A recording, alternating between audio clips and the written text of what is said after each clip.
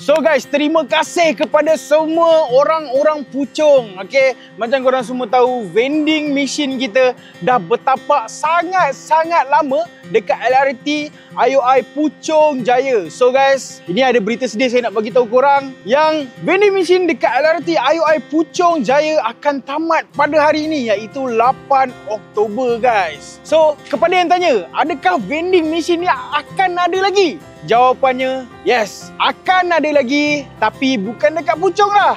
Korang kena standby pada esok hari 9 hari bulan, vending machine Zinda kita akan berada di LRT Pasar Seni guys, dekat Kuala Lumpur. So, kepada student-student yang singgah dekat situ ataupun orang-orang yang selalu menggunakan LRT yang singgah kat situ, kalau korang nak cari perfume yang low budget, kau boleh dapatkan perfume Zinda dekat vending machine dekat LRT Pasar Seni. So guys, esok dah start dekat sana, apa lagi? Jumpa korang dekat sana. Korang jangan lupa dapatkan Zinda di vending machine. Assalamualaikum.